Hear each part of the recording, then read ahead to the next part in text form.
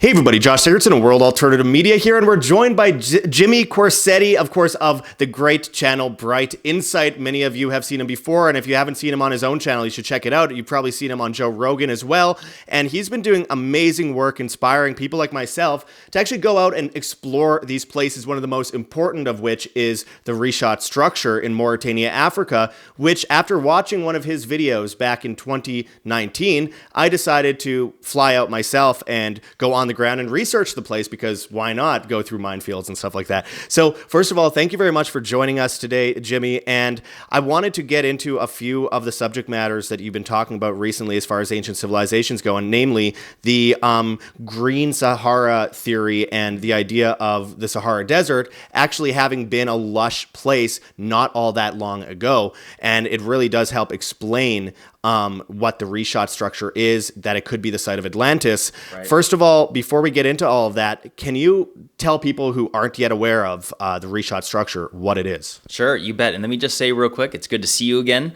The fact that you had went out to the Richat after I had made those videos, I was blown away. What an intrepid thing to do. And you put yourself in danger in the process, and then we connected a year later in Egypt, and we spent a couple weeks there together, and it was awesome. So it's good to see you again. Yeah, but going back to Africa, and so the Richat structure, Eye of the Sahara, is what it's commonly referred to as. The fact that, first of all, so few people have ever seen or heard of this thing before is truly bizarre, because when you first see it for the first time on the internet, satellite photos of it, you're like, what is this? It's so bizarre.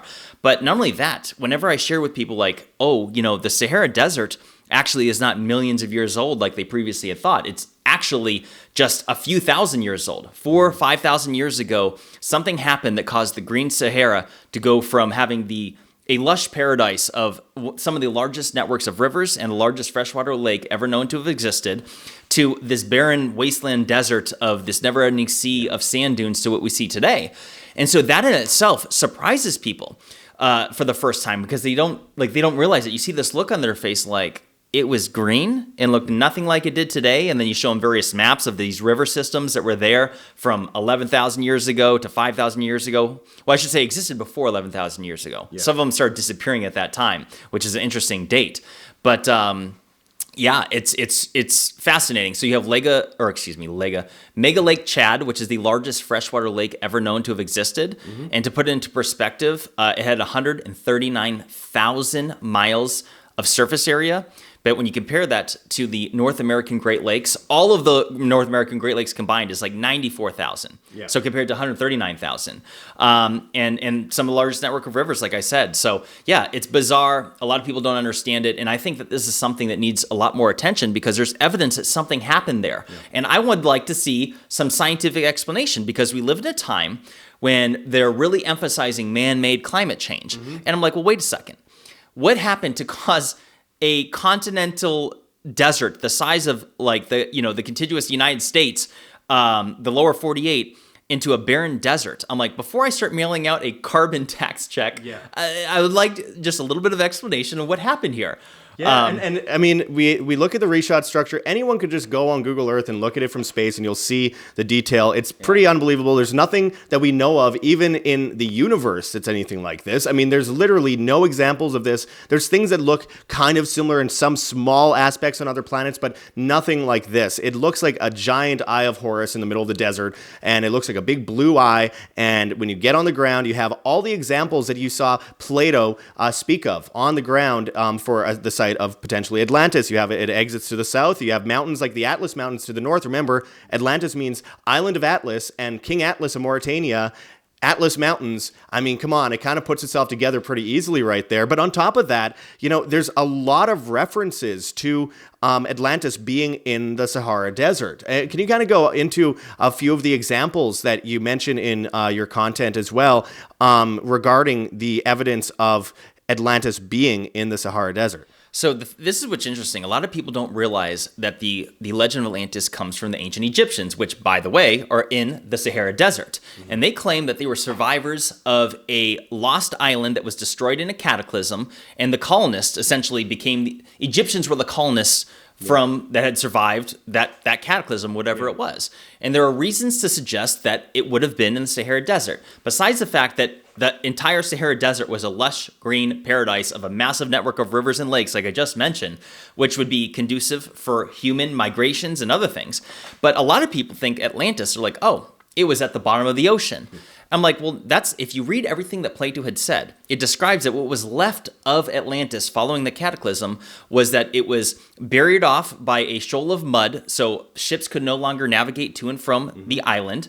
And it was also, the only thing left of it were reeds of grass. And reeds are essentially saltwater grass. They go as deep as like no more than 15, 20 feet, maybe 30 feet if I'm remembering right. But in other words, it's not at the bottom of the ocean. And not only that, the very fact that, if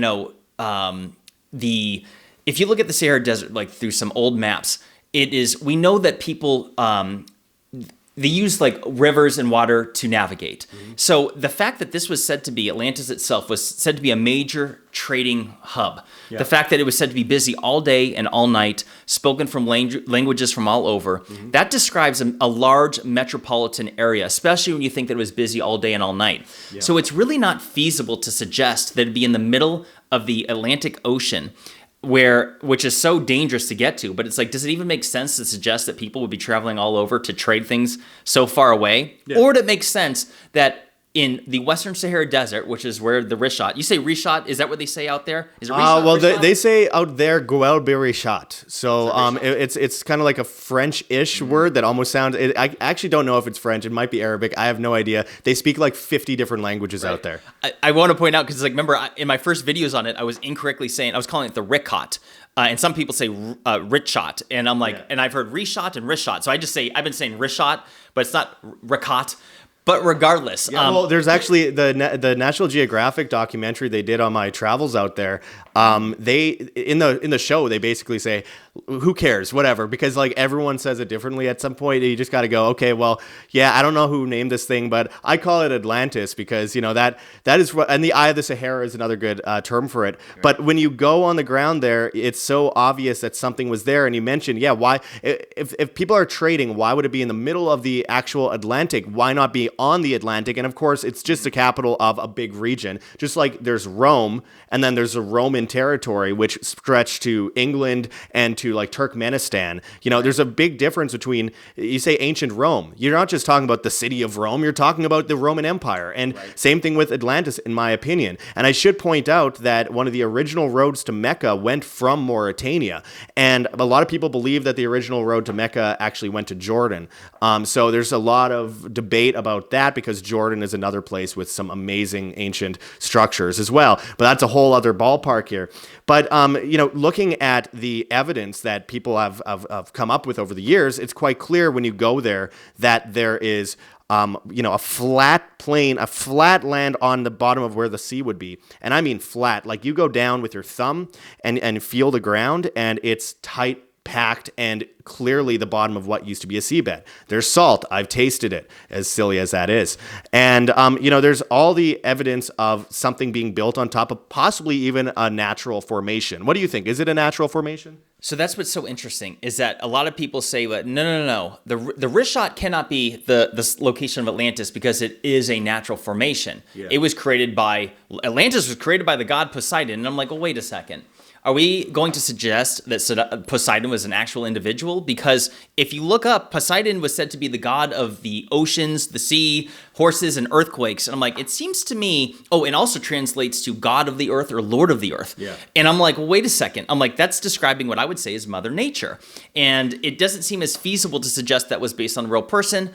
But to be honest, deep down, I do wonder if like the Greek gods are actually based on people that did exist. So I'm not pretending that I don't think that, but when it comes to actually explaining what the Richat is and could it be the location of Atlantis, we have to remember that, a lot of people have been looking at the Atlantic Ocean for decades and decades, and they have found nothing. But yet in the region of Northwest Africa, you have a site that matches the lost capital. So Atlantis was said to be a kingdom made up of 10, or an empire made up of 10 kingdoms, and the lost capital was said to be made up of concentric circles, specifically 3 of water, 2 of land, which matches the Richat. It was said to have an opening at the south, which is exactly what is at the Richat structure, and you can literally see the water flow that came out of it. It was also said to be made up of black, red, and white color stones, which is the same thing you find in the region around the Richat.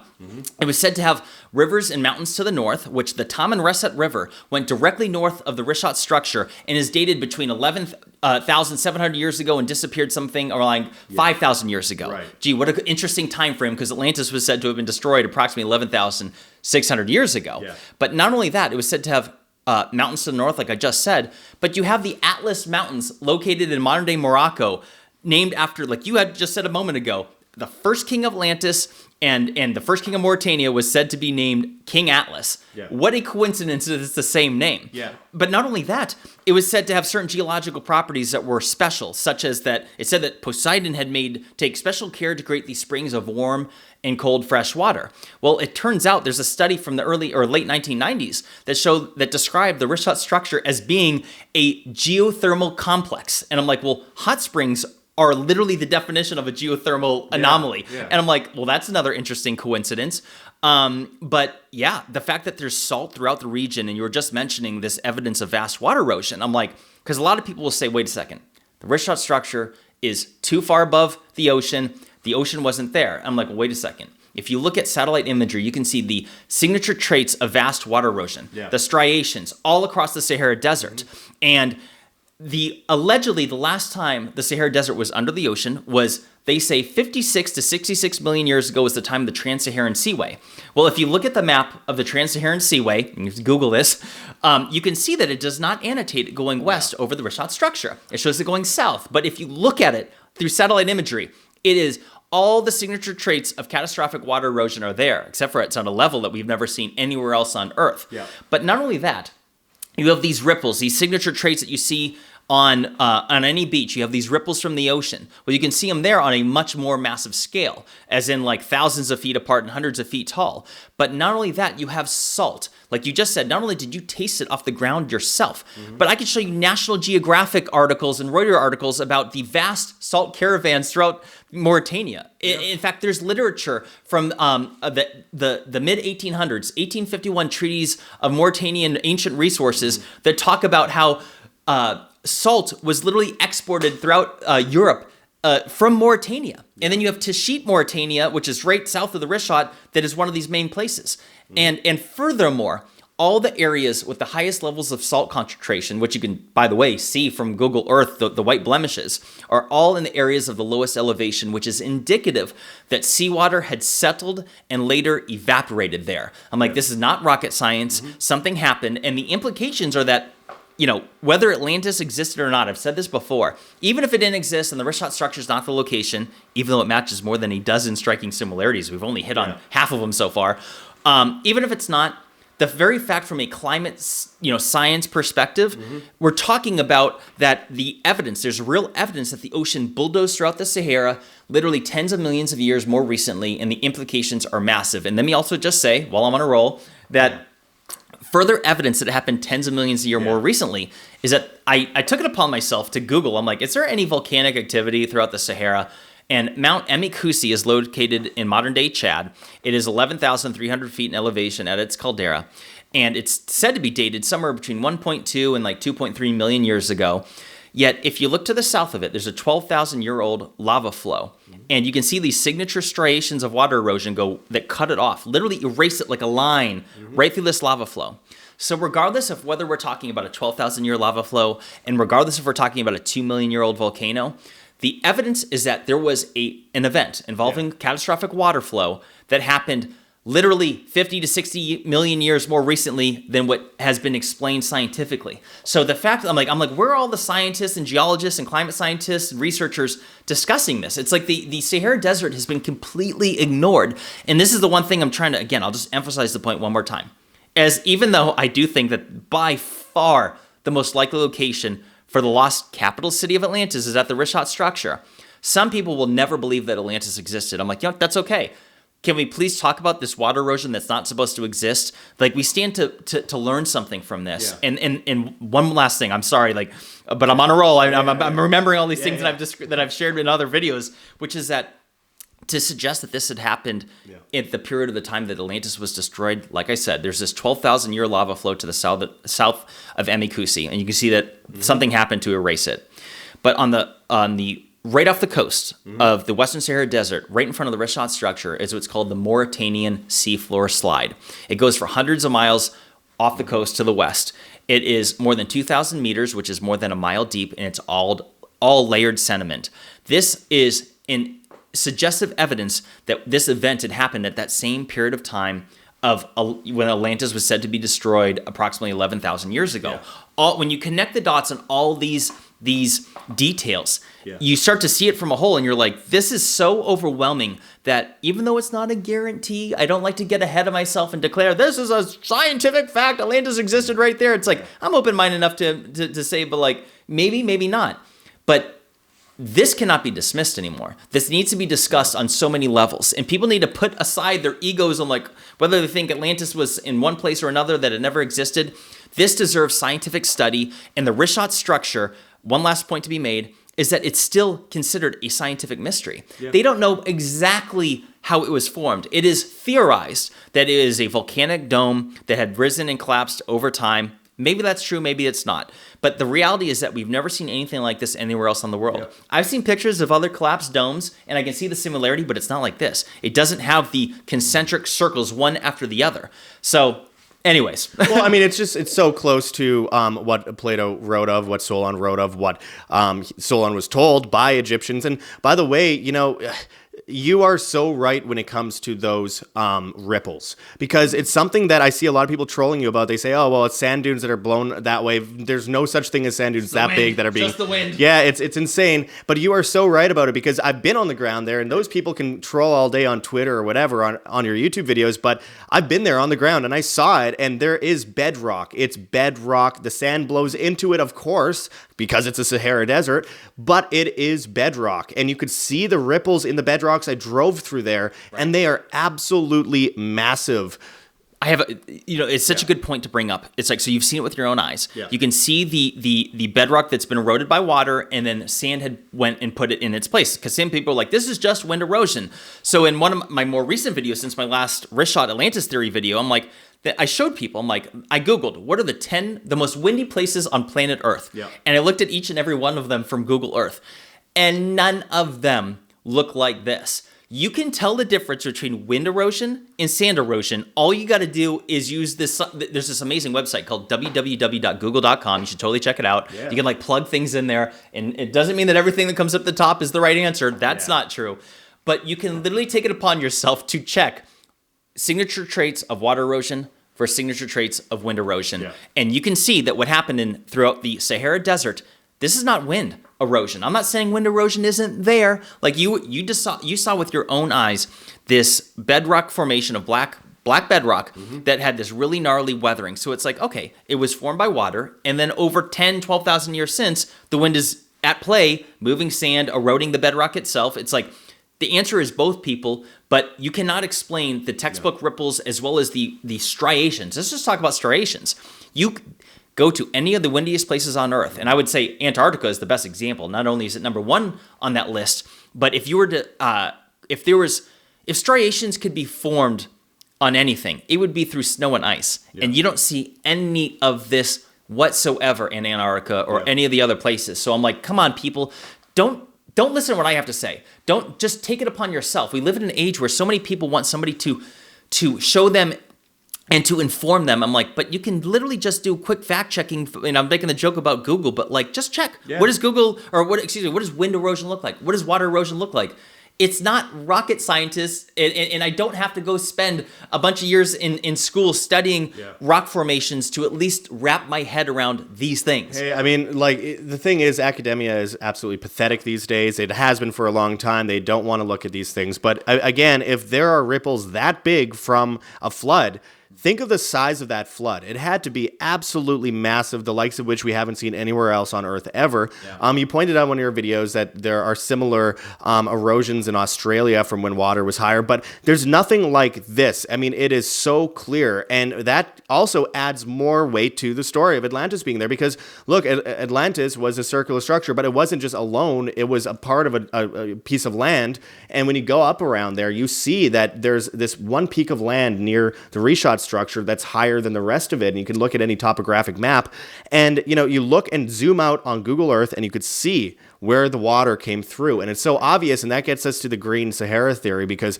it is clear that there was jungle, and lush jungle at that, in the Sahara Desert not that long ago. And by that, I mean, thousands and thousands and thousands of years ago, but not millions, in comparison to what, the academics have been clinging to forever and refuse to change their minds on. There's vast evidence. You've talked about the river, the rivers that connect.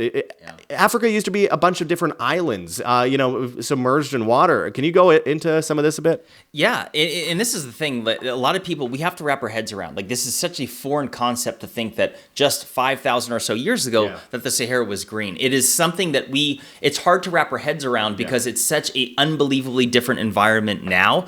But it's like, if it is indeed true that humans originated in Africa, assuming that that's true, that seems to be the consensus. Like, that's a whole debatable thing. I mean, consensus. Sure we're probably like half aliens, hybrids. That's a whole other thing. Yeah. But it would make sense that the Sahara would have been populated. And I can show you studies like there's literally, because these same people, like, I don't take every study at face value. So, but there are people who do. Yeah. These mainstream scientific academic community is like, is there a peer-reviewed study on it or not? I'm like, okay, let me show you some peer-reviewed studies that literally say that these ancient civilizations would have lived along these networks of rivers in the Sahara Desert. I've seen them. I've shared them in my videos. It's like, so it's all right there from a mainstream scientific perspective that people were there. And now, because of things like LiDAR from space, they're scanning the Sahara Desert with LiDAR, which essentially is they're finding structures that are thousands of years old in these unexplainable places in the middle of the Sahara Desert that never were known to have existed previously.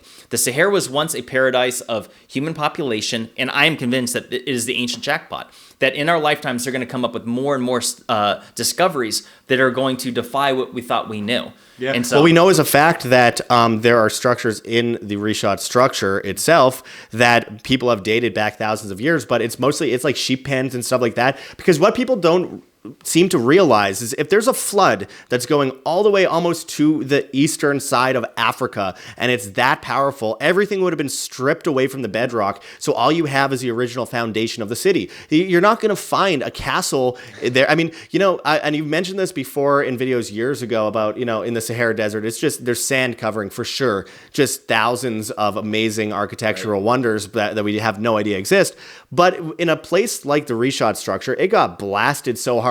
Nothing is going to stand there except for maybe the imprint of something that was there. And there's a lot of imprints at the Richat structure. There's a lot of them that I saw on the ground where I'd look around and there's just straight lines in certain directions, but there's nothing there anymore. But it's like a stamp.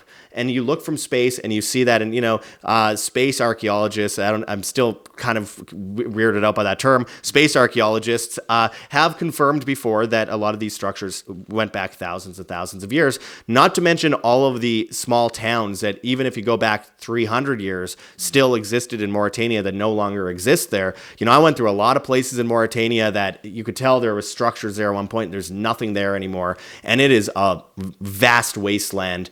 And beautiful people, really amazing people, vast wasteland. There's nothing to do there. I mean, if you're looking for a fun time, don't go to Mauritania unless you're really interested in researching the Richat structure. And here's the thing, like, going back to your point you're just making about, like, being down to bedrock at the Richat, and that there would be no structures left. It's like people, because a lot of people are like, they would have to find something. I'm like, wait a second.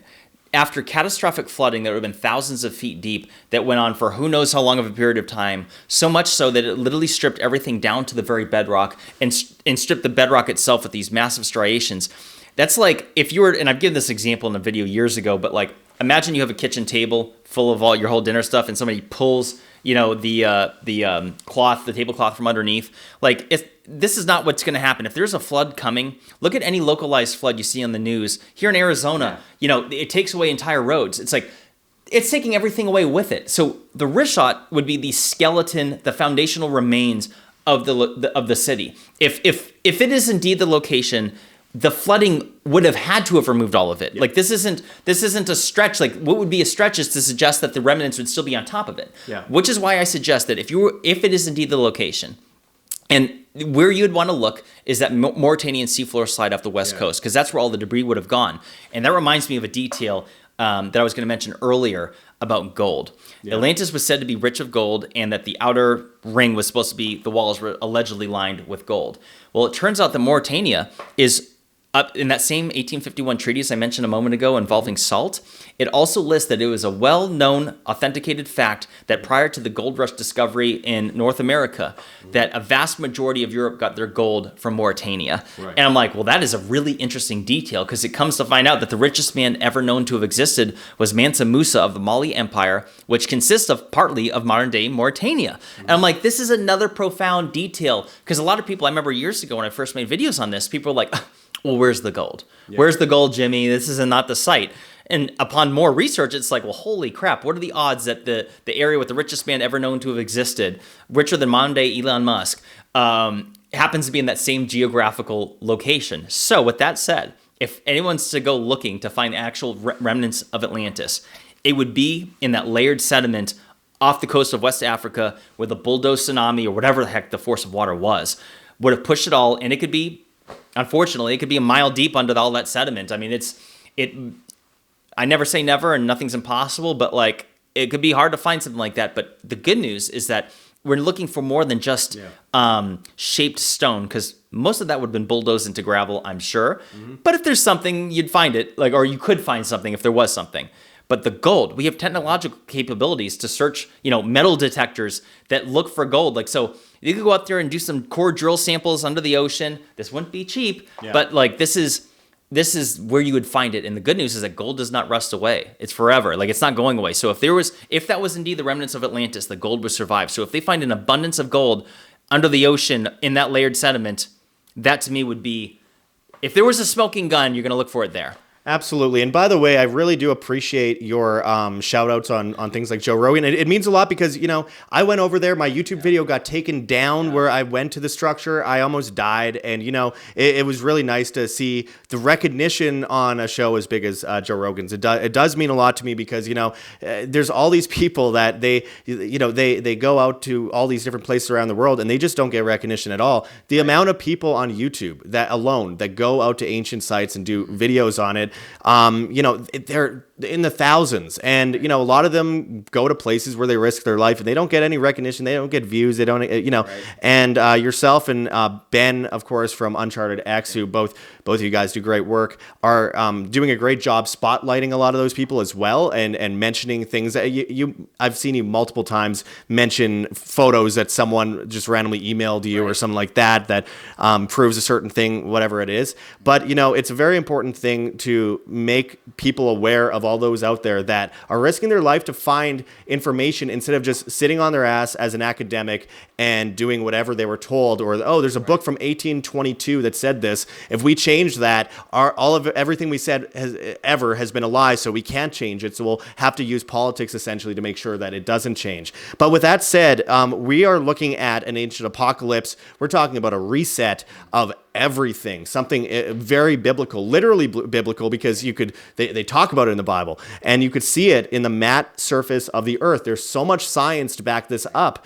And with that said, Jimmy, I kind of wanted to move into, as we close this off, the current reset we're going through right now, because we look at this ancient civilization stuff, and people always ask me, what does it matter? It matters a lot. First, our history is extremely important. The things that are being hidden from us are extremely important, and we will see it again. Right. And that's we need to learn from the past to build in the future. So, where do you think we're going as far as going from this ancient reset to this great reset that we see today? We know it's surrounding us and it's coming in fast. What do you think? I have a lot of thoughts. So first of all, I think the most imminent thing is going to be an economic disaster. I've been talking about this for a bit now. All the indicators are there. A lot of people don't want to hear it, but they need to be looking at central digital banking currency and how that's going to be used to control everything. So that's one thing.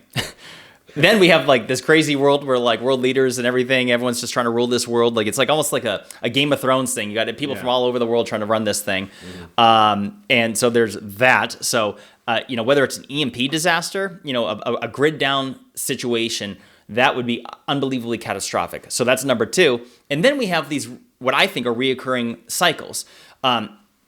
One of which could involve us getting hit by asteroids in increments of time, where it's like we go through these debris fields of different meteor showers, and sometimes we get hit by a big one. I've seen there is some real strong scientific evidence that shows that we've been nailed by asteroids far more recently in the time of the dinosaurs, and the evidence, signature traits of that are found. But I don't think it's limited to that. I think there's a number of things that happen here on Earth, and one of which is pole shifts. This is something that a lot of people aren't familiar with. It's gained a lot of traction. There's many people talking about it now, but by and large, just like average everyday people don't even know what that is. And there appears to be real evidence. No, actually, let me rephrase. There is hard evidence that the poles do shift, that there's a shift inside the Earth's core that changed the geomagnetic poles of Earth. And it's accelerating. And this is being measured. This is the reason why they're updating runway numbers all throughout the world, which is based on the compass. And there's, even in the recent weeks, they're finding measurements that something's happening in the core where it's slowing and stopping and reversing. So this is to get real woo-woo, but I almost wonder if it makes sense that it just seems like people are going crazy. It could be just the way our lives are living, technology, and we're sitting inside all day. It could be a lot of factors, but I almost wonder if, because like animals, fish, salmon, like they're based on magnetic, like how they find their way up and downstream is something that we're still studying, how whales can go from like one point of the Earth to the other side and find their way back. And I think that we have these compasses inside of our head, so to speak. We are wired and connected to the Earth more so than most people would believe. It sounds very woo-woo, but I'm talking about future science right now, that I think that what's happening to the Earth could affect us. But never mind the woo-woo part of it. The reality is that when this pole shift happens, and they say it's going to be 1,000 years away, I think the evidence is showing that it's accelerating. It could happen in our lifetimes. Maybe not, but Well, the academic science isn't very good on timing things anyway. They could say it's 1,000 years away, but they also think that the Sahara was green only like millions and millions of years ago. So their timing on this isn't always that great. And we also have to remember that most of these people that pretend they know what they're talking about, they don't. Like they just pretend to know what they're talking about based on hard theories that they just, piled up on for centuries. And none of them have learned this for themselves. They're reading out of a textbook. Most of us that are watching today want to actually find new information and dig and research. And, my motto here at World Alternative Media is find the truth, be the change. It's because we need to actually dig into this, find it, and then do something about it.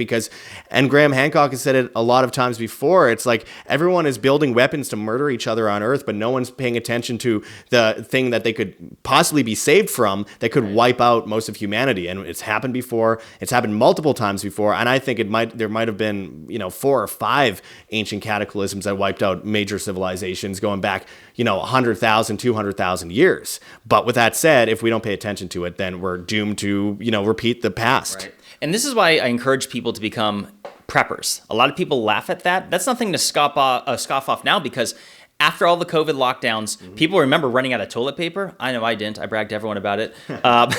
But like self-reliance is a real thing. Like I'm just saying, there is so many things that could happen, even things we can't even think of, that could undo this entire supply chain process. In a matter of days, you could be without all the things that you need. And so there's something very satisfying about, like I said, self-reliance. Having a certain amount of time of food, water, and other resources that you have that we take for granted, whether it's toothpaste and other things, stock up and have a supply of it, and as well as weapons and ammo. Like I don't see how that's taboo, but to some people it is, and it's like not on this channel. Not on this channel, right? It's like reality is that like you have to be able to defend yourself. I'm featured on InfoWars, so yeah, I don't think you're not gonna be like, oh, guns. No, we can't have that. Guns are bad. It's like, so honestly, like 911 isn't always there. Even during different, like I remember Hurricane Katrina years ago. Man, 911 didn't exist, and people had to defend themselves, and things got ugly. This is how things work in a cataclysmic scenario of chaos and civil instability. So I encourage people, like, there's something deeply satisfying about knowing that even if the lights went off tomorrow, or if there was some sort of lockdown or whatever it may be, that you have enough to sustain yourself. It is a fulfilling feeling to know you have things. Like, again, people make fun of preppers, and I think that that's going away. Preppers are laughing at you now, but I encourage people, it's like, just have a good supply of things. I would encourage no less than 3 months. That's still not enough at all. But whether it's canned food, bags of rice, and you do the math on how many cups of rice it would take to survive for one person per day, and then do the math and at least have a year's supply. For a few $100s, you can live on, you would have enough sustenance to live. Like, here you have like this canned food, you can split up over a day and with beans and rice. And you could, for literally a few $100s, guarantee your survival for at least a year. And there's something good about that, because in your closet, a nice cool closet, you have your bags of rice, and it's out of sight, out of mind. It's not a big deal, and it's just too easy, because imagine how you're going to feel. Yeah. And this is going into guns again. Like, I have people like, oh, I'll get a gun sooner or later. I'm like, no, what if crap hits the fan tomorrow? Yeah. And how much regret and shame you're going to have in here for yourself to realize, like, I knew it and I didn't do it. Well, and they're cracking down on the monthly on what kind of guns you can even buy right now. So you're already losing opportunities at this moment. And shameless plug, by the way, you mentioned, storing food and all that. I do have a storable food link in the description that you could go buy. It's super easy. The solution's there. There's a link. You just click on it and then you get it, and it costs a couple $100. Non-GMO storable foods, heirloom seeds, etc. Use code WHAM, WAM. Anyway, so with that said, we have all these solutions in front of us, and a lot of people just want to watch the movie and not do anything about it. And that's one of the things that I find so important when we look back in the past. How do people survive? They went with the hunter-gatherers. But people become dependent when they become too coddled. And we've been coddled for decades. In fact, almost a century now, each generation more than the last. And we have to understand what that does to people. Tyranny comes under the guise of convenience. And if we have a cashless society, if we can't use our bank account unless we ask or do good things for the government, by that I mean comply and, instead of wearing a mask and showing your vax pass, you instead end up with, energy credits, carbon credits and stuff like that. Grid going down, big problem. They'll come in as a solution. I guarantee it. And it's not going to be a good solution. Supply chain, economy, defense, and all of the above, and of course, natural disaster. They will come in, and they can't let a good crisis go to waste. So of course they will. So if they can, they will. So what will you do about it? And that's extremely important going forward. So yeah, you're bang on with that. I mean, man, the amount of people out there that are just waiting for it to play out, and they don't have guns, they don't have food, they have nothing. And then we keep seeing these dry runs happen, like in the beginning of 2020. And by the way, you must have had like people lined up down your street in masks waiting to wipe their butt or something because you got all the toilet paper in town. But that's people think about these things and do something about it. And one of the strange things about that toilet paper thing was I went to Mexico during that time, and there were pyramids of toilet paper manufactured in the United States that somehow got to Mexico, but no one could get them on the shelves in the stores in the United States. And they had jokes, ha ha ha, silly Americans, on these giant pyramids of funny talking about pyramids of toilet paper at the grocery stores. So, there's something going on. I'm not going to get it all into that today, but hey, I think most of you guys know, if you watch my channel, what I'm getting at.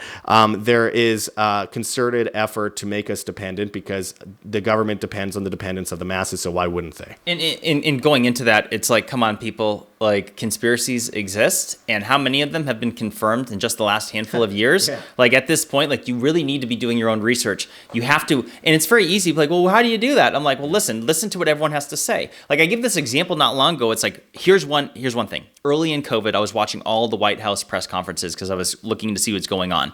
And I would listen to the whole thing. I listened to everything Trump had to say, Fauci had to say, Birx had to say. And then I look at the mainstream headlines. Instantaneously, they have all these headlines come out completely contradicting the things that Trump had just said. Yeah. Putting words in his mouth or omitting things that he had say, and basically making him look as incompetent as possible. And day in and day out, I'm like, oh, people are going to pick up on this. Yeah. They're going to see, like, oh my God, the mainstream media is so full of crap, because I knew a lot of people were watching these press conferences early on, especially really early on. They were like, what's happening? People were nervous.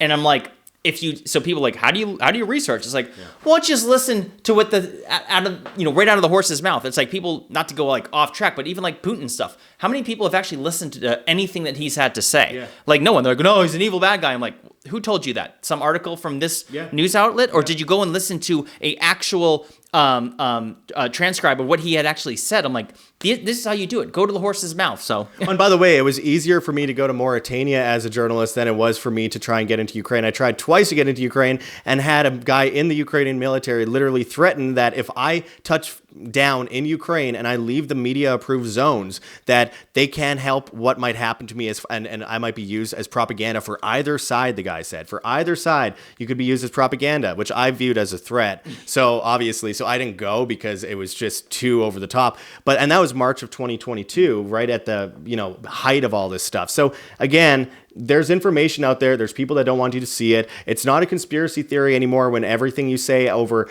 2, 3, 4 years especially have come true. I've been talking about the cashless society since 2006. And back then it was like, whoa, that's way out there. But now they're literally, putting out CBDCs, central bank digital currencies, in 95% of countries in the world. Nigeria won't let people, access their money without having a vax pass and carbon credit pass. It's insane. So yeah, this stuff is happening. We should do something about it. And with the 15-minute city stuff and all that kind of stuff happening right now, hey, isn't it a good time to be prepared? Isn't it a good time? We were just going into all this stuff about Atlantis getting wiped out. Our civilization's at risk of being wiped out. Jimmy has done videos on the internet being erased, essentially, and it's very much something I believe will happen, just wiping out history, rewriting it however they want, and in 50 years, no one would even know the difference. No one would even remember. This is what they've done time and time again throughout history. This is nothing new. This has been played out before many, many times. Yeah. That if there's anything I've learned in my studies of just history, never mind the pyramids for a second, never mind Atlantis.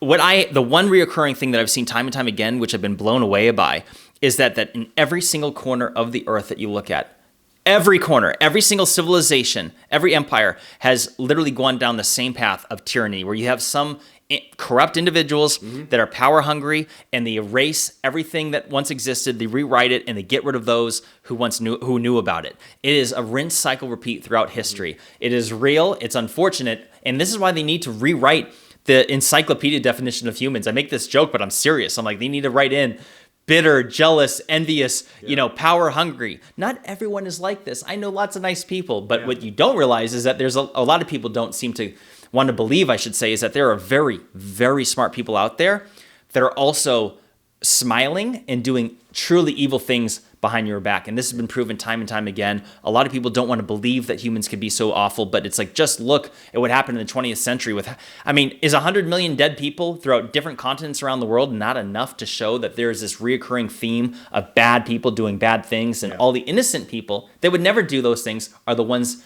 that suffer in the process? Yeah, absolutely. You're totally right. And we're running out of time here, so I'm going to close it off right away here. But I do appreciate everything you do, Jimmy. And by the way, if people are interested, of course you will be, go check out Bright Insight on YouTube. And do you have a Rumble? Yes. Go to my Rumble, subscribe. It's Bright Insight. My name is Jimmy Corsetti. I hate to plug them, but I'll keep it going for now. I'm on Instagram, Bright Insight, and on Twitter. I like Twitter now. I'm very happy with the things that the developments there, but that's for another time. Find me on there, Bright Insight 6 it is, or just Jimmy Corsetti. You'll find me. And we got to do this again, my friend. Yeah, we should. And, I'm going to be around Arizona a lot in the next little while. And, hey, again, it's always good to talk to you about not just the ancient civilization stuff and the Atlantis stuff, which you're most well known for, but you're a really intelligent guy and a really smart and great researcher when it comes to other subjects entirely. So I hope to hear more from you on those subjects as well, because I know you have a lot to say. And, again, go subscribe on YouTube, but, probably better on Rumble. And most of you are watching on alternative sites anyways, because, hey, I'm banned from YouTube. This video will be one of the few that will actually show up on my Ancient Wonders channel on YouTube. But other than that, I try to stay away from posting on YouTube these days. Go to Rumble. I've been chatting with the people over there, their team, their executive team, and like, these are good people and they're making things happen and they've been working with me. And so I'm very happy about that. I don't like censorship. I don't like shadow banning. No, that rubs me the wrong way. And Rumble, I would steer people that way for sure. Yeah, absolutely. Well, anyways, I appreciate you joining us today. And again, check those links in the description. Cue commercial in 3, 2. This is Josh Sigurdson signing out from World Alternative Media. Find the truth, be the change. Bye now. I appreciate everyone watching. Make sure to check those links below. HeavensHarvest.com for long-term storable foods that are non-GMO, heirloom seeds, water filtration and storage, books on how to get started. Use code WAM, W-A-M, and you get free shipping on much of those products in the United States. And even if you're not in the United States, still use code WAM because it helps keep you alive and us alive at the same time. Again, when we're looking at the controlled demolition of the supply chain, this is how we withdraw. We have storable foods, we have options, we have solutions. It all comes down to you to take that solution seriously. We also have whamsurvival.com for long-term storable foods. You save a bunch of money if you go through us on there. And of course, we have Lion Energy for batteries, solar panels, solar chargers, etc. So you're not dependent on the government grid as they control collapse it to force you into the Great Reset. It's all part of the bigger puzzle, just like COVID stuff, the pandemic, the hoax. On top of that, we have rncstore.com, Richardson Nutritional Center, your source for Laetrile online, made famous by G. Edward Griffin's book, World Without Cancer. Get your apricot seeds, Laetrile, amygdalin, and vitamin B17 there. Very good stuff. And of course, we have the late great Dr. Zelenko's vitamins and supplements, Z-Stack, Z-Stack Kids, Z-Detox, and Z-Flu. If you want to help support us in our efforts, we have GoGetFunding.com, Patreon, Subscribestar. We have, of course, a Bitcoin address and a Cointree link with a bunch of different cryptocurrencies that you could donate in. We are completely viewer funded. We also have, of course, our Rockfin channel and our Teespring store over at World Alternative Media on Teespring. Bunch of merchandise. We appreciate any help we can get. Anyways, until next time, my friends, this is Josh Sigurdson signing out from World Alternative Media. Find the truth, be the change.